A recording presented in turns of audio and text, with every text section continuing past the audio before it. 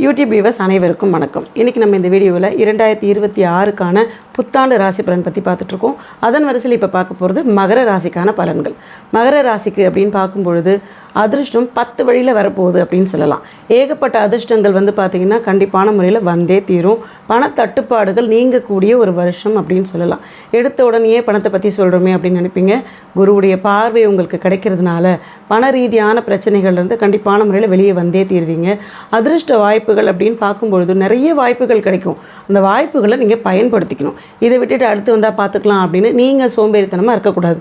நீங்கள் உஷாராக இருந்தீங்கன்னா இந்த வருஷம் உங்களுக்கு ஒரு நல்ல வருஷம் அப்படின்னு சொல்லலாம். சூப்பரான ஒரு வருஷம். அதை நீங்கள் கரெக்டாக யூஸ் பண்ணிக்கணும். அதுதான் உங்ககிட்ட முக்கியமான ஒன்று. படிக்கக்கூடிய மாணவர்களுக்கு நல்லபடியாக நீங்கள் மருத்துவம் சார்ந்த படிப்பெல்லாம் படிக்கணும்னா அதுக்கான நல்ல வருஷம்னு சொல்லலாம். நல்ல மதிப்பெண்களை வாங்கக்கூடிய ஒரு தருணமாக இருக்க போகுது. படிப்பை பற்றி கவலைப்படவே வேண்டாம், ரொம்பவே நல்லா வரும். அடுத்து பார்த்திங்கன்னா நமக்கு அஷ்டமத்தில் கேது இருக்குது. அஷ்டம கேது என்ன பண்ணும் அப்படின்னு பார்க்கும்பொழுது ஆரோக்கியத்தில் சின்ன சின்ன உபாதைகள் வரதுக்கான வாய்ப்புகள் இருக்குது. ஏதாவது ஒரு பிரச்சனை வருதுன்னா அதை நம்மளே பார்த்துக்கலான்னு வீட்டு வைத்தியம்னா தயவு செய்து பண்ணாதீங்க. மருத்துவ ஆலோசனை பெற வேண்டியது அவசியமான ஒன்று. வாகனங்களில் போகும்போது ரொம்ப பொறுமையாக போகணும். பாதுகாப்பு கவசங்கள் இல்லாமல்லாம் பிரயாணம் பண்ணக்கூடாது. நார்மலாகவே 2 வீலர் பயணங்களை கொஞ்சம் தவிர்க்கிறது நல்லது அப்படின்னு சொல்லலாம். வீலிங் பண்ணுறது, சாகசங்கள் செய்யக்கூடிய ஒரு மனிதர்கள் தான் மகர ராசியில் இருக்கக்கூடியவங்க. அதனால் உங்களோட பாதுகாப்பை நீங்கள் நல்லா உறுதி செஞ்சுக்கிட்டு அதுக்கப்புறம் ஒரு விஷயத்துக்கும் போக.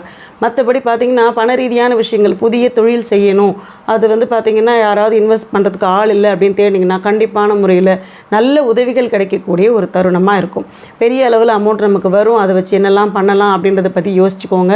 ஏன்னா நிறைய பணம் வரக்கூடிய ஒரு காலகட்டமாக இருக்கிறதுனால அதை நீங்கள் வேறு ஏதாவது ஒன்றுத்தில் இன்வெஸ்ட் பண்ணிவிட்டு ஏமாறக்கூடிய நிலைமையும் ஜாஸ்தியாக இருக்கும்.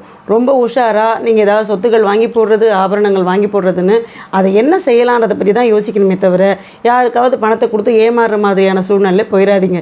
ஏன்னா நீங்கள் ரொம்ப இலகிய மனம் படைச்சவங்க, உங்களை ஈஸியாக ஏமாற்றுவாங்க. அதனால் ரொம்ப உஷாராக இருங்க. 2வது வீட்டில் வேறு ராகு உட்காந்துருக்கு.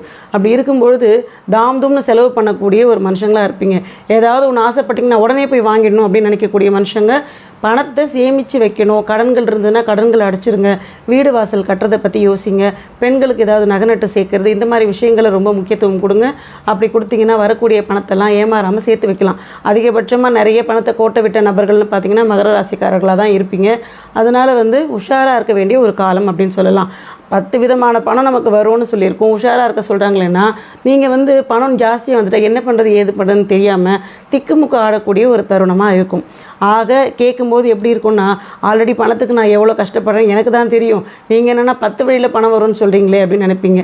ஒரு மே மாதத்துலேருந்து நீங்கள் காத்துருங்க. மே மாதத்துக்கு அப்புறமா குரு பயிற்சி நடந்த உடனேயே என்னென்ன மாதிரியான ஒரு நல்ல விஷயம் கிடைக்கிது அப்படின்னு பார்த்தீங்கன்னா ஒன்று அவங்களுக்கு புரிய ஆரம்பிச்சிடும். என்றைக்கோ யாருக்கோ பண்ண உதவி நமக்கு பெரிய பெரிய நல்ல உதவிகளாக வரதுக்கு உண்டான வாய்ப்புகள் இருக்குது. குரு 7வது பார்வையாக உங்கள் கட்டத்தை பார்க்கறதுனால உங்கள் ராசிக்கு நல்ல மாற்றங்கள் நிச்சயம் வந்தே தீரும். வேலை சம்மந்தப்பட்ட இந்த இடத்துல வேலையே பார்க்க முடியாது, நிம்மதியே இல்லை, கண்டிப்பாக ஒரு மாற்றம் வேணும் அப்படின்னு நினைக்கிறவங்களுக்கு நிச்சயமாக நல்ல மாற்றம் கிடைக்கும். மேலதிகாரியாக உட்காந்துக்கிட்டு நமக்கு ஒரு பிரச்சனை கொடுத்துக்கிட்டே இருப்பாங்க. நம்ம என்ன பண்ணாலும் குறை சொல்லிக்கிட்டே இருக்கக்கூடிய நபராக அவங்கள மாற்றி விட்டுருவாங்க. நம்ம அங்கே நிம்மதியாக வேலை பார்ப்போம். இந்த மாதிரி நமக்கு பிரச்சனை கொடுக்குறவங்கள எல்லாரையும் உதறி தள்ளிட்டு நம்மளை நிம்மதியாக ஜெய்ஜாண்டிக்காக உட்கார வைக்கக்கூடிய ஒரு இடத்துல அந்த குரு பார்வை பார்த்து சரி பண்ணி கொடுக்குது. குலதெய்வம் நல்லா கும்பிட்டுக்கிட்டே இருங்க. ரொம்ப முக்கியமான ஒரு விஷயம், உங்களுக்கு ஆன்மீகத்தில் ஈடுபாடு கொஞ்சம் வச்சுக்கோங்க. ஏன்னா உங்களுக்கு 3வது வீட்டில் சனியும் உட்காந்துருக்கு.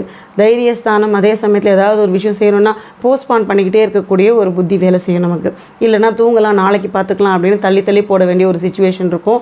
அதெல்லாம் மாற்றி இன்றைக்கே செய்யணும், இப்போவே செய்யணும்னு உங்களுக்குள்ளே நீங்கள் ஒரு ஷெட்யூல்டு போட்டுக்கிட்டு சுறுசுறுப்பாக இருந்துக்கோங்க. காத்தால் சீக்கிரம் எழுந்துருங்க.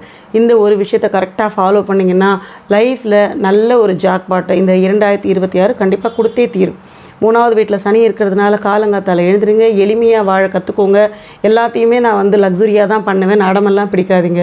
நல்ல வண்டி வாகனம் வாங்கிறதுக்கான வாய்ப்புகள் இருக்குது. ஆடை ஆபரண சேர்க்கை பண்ணுறதுக்கு வாய்ப்புகள் இருக்குது. வீடு வாங்கிறதுக்கு, இடம் வாங்கிறதுக்கான வாய்ப்புகள்லாம் அளவுக்கு அதிகமாகவே தெரியுது. நிறைய நல்ல மாற்றங்கள் வரக்கூடிய ஒரு வருஷம் அப்படிங்கிறதுனால என்ன வாய்ப்புகள் வந்தாலும் சிறுசோ பெருசோ உடனே யூஸ் பண்ணிக்கோங்க. அந்த வாய்ப்பு மூலமாக நமக்கு என்ன கிடைக்கும்னு பார்த்து அதுக்கேற்ற மாதிரி பயன்படுத்த ஆரம்பிச்சுக்கோங்க. காதல் வரத்துக்கான வாய்ப்புகள் நிறைய இருக்குது. அதையும் பார்த்திங்கன்னா அலசி ஆராய்ச்சி பண்ணாமல் உடனே கண்டதும் காதல்னு போயிடாதீங்க. சில பிரச்சனைகள் கொடுக்கறதுக்கு வாய்ப்புகள் இருக்குது. ஏன்னா 2வது வீட்டில் ராகு இருந்ததுன்னா கலகங்கள் வரத்துக்கான வாய்ப்புகள்லாம் நிறைய இருக்கும்.